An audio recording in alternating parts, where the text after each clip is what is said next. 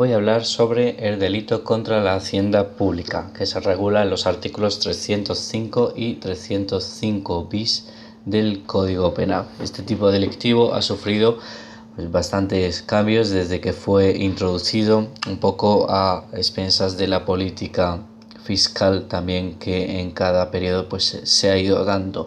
Bien, ¿en qué consiste el delito contra la hacienda pública? Bueno, pues las conductas que se describen es el dejar de pagar la cuota tributaria de cualquier tipo de tributo, y cuando hablamos de hacienda pública hablamos de la agencia estatal, la de las comunidades autónomas, las locales, las forales o incluso, como veremos luego, la hacienda europea. También el no practicar las retenciones o no ingresarlas, el no llevar a cabo los ingresos a cuenta, el percibir devoluciones que no se debían percibir, imaginemos las devoluciones del IVA. Los ingresos a cuenta, por ejemplo, cuando hay un rendimiento de capital mobiliario, hay una parte de ganancia que debe el banco ingresar de esos intereses o de un activo que se vende porque ha generado un rendimiento, el banco debe ingresarlo. Y por otra parte, beneficios fiscales también que no se deben percibir o no se deben aplicarlos cuando no es correspondiente aplicarlo.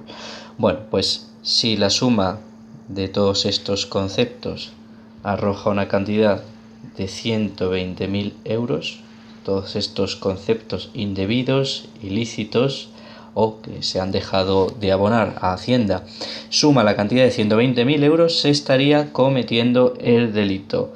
Si bien en el caso de la Hacienda Europea las cantidades bajan, se comete el delito señalado con las mismas penas que para los 120.000 euros en el caso de las haciendas en España, cuando la cantidad supera los 50.000 euros. Incluso hay una modalidad menor del delito que tiene menos pena, que es cuando se alcanza la cantidad de 4.000 euros. Es decir, si se defrauda 4.000 euros a Hacienda Europea, ya se estaría cometiendo un delito. Bien, pues vamos a ver cómo se computa esta cantidad, cómo se calcula. Esta cantidad de 120.000 euros es por tributo o por año o periodo impositivo. En el caso de los tributos periódicos, como pueden ser el IVA o el IRPF, por ejemplo, o el impuesto de sociedades, que son tributos que se van cobrando todos los años. No es como el impuesto sobre sucesiones que se cobra una vez, ¿no?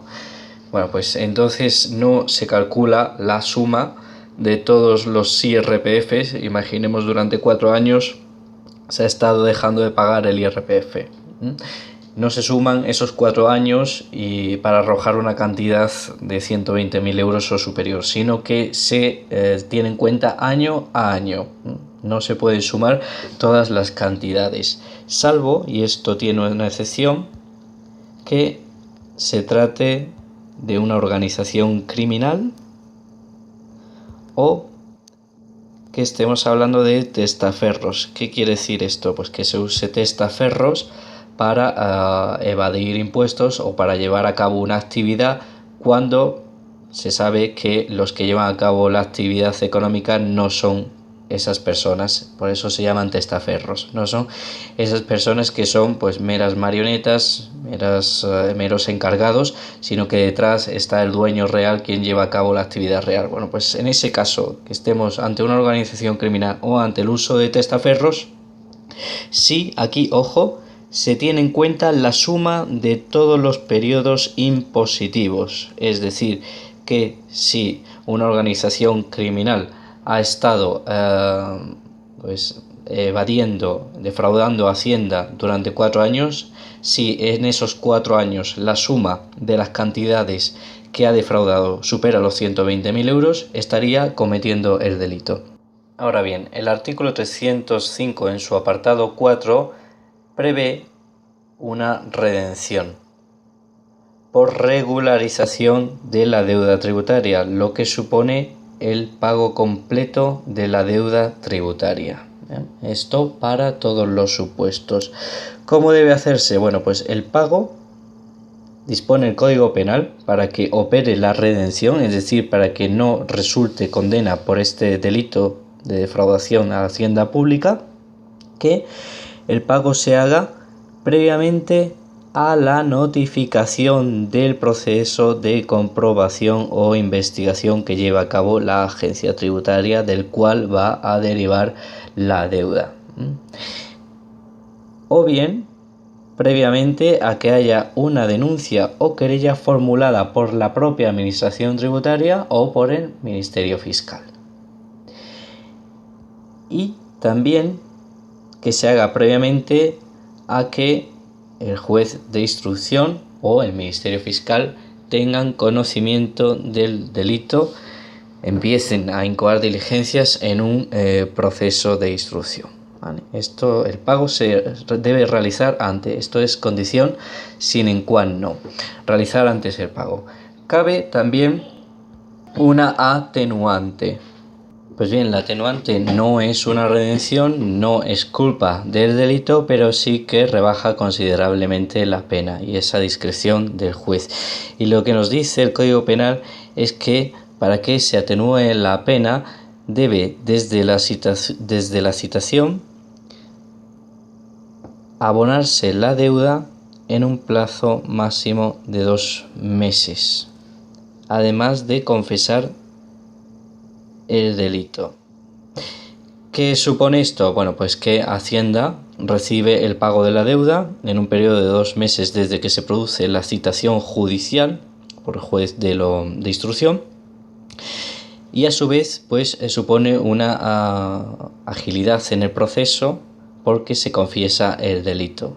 Por lo tanto, bueno, pues supone una ventaja, por eso se da la atenuante, porque supone una ventaja para el sistema judicial y a su vez para Hacienda.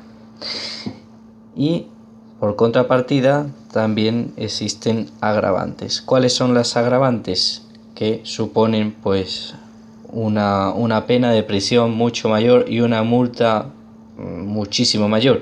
Bueno, pues cuando estamos hablando de que la cantidad defraudada supera los 600.000 euros, o bien se comete el delito pues mediante una organización o grupo criminal, y también cuando se comete el delito con opacidad por sociedades o movimientos pues interpuestos, uso de paraísos fiscales, tramas, tejidos de grupos de sociedades para intentar ser opaco, ocultar información, dificultar la persecución del delito. Bueno, pues si se detecta esa existencia de ese entramado, ese tejido para evadir impuestos, para defraudar a Hacienda y evitar que resulte más clara la comisión del delito, pues eso supone una agravante porque dificulta la investigación, y eso está penado por el legislador, ese tipo de conducta. Es decir, crear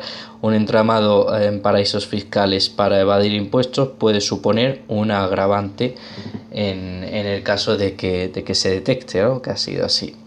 Y también es preciso notar que si concurren el procedimiento administrativo que lleva a cabo Hacienda para reclamar la deuda tributaria con el proceso penal, cabe la suspensión de la ejecución administrativa hasta que no termine el procedimiento penal. Bien, esto es a discreción del juez, se piden garantías, y si es imposible pues ofrecer garantías de pago de esa deuda tributaria a Hacienda, y resulta que pues puede derivar en un grave perjuicio para el administrado, se permite también la suspensión de la ejecución. Por eso pues a quien es inocente le conviene que junto con el procedimiento de Hacienda se incoe un procedimiento penal, porque va a tener la posibilidad de suspender la ejecución hasta que termine el proceso penal. Y si el proceso penal termina con absolución, pues esa ejecución que ha tenido ahí suspendida y por lo tanto no va a tener que desembolsar el dinero previamente y luego pues ya se lo tendría que reclamar a Hacienda. Bueno, en cualquier caso, en el siguiente vídeo vamos a ver los delitos contra la seguridad social, que tienen una estructura muy similar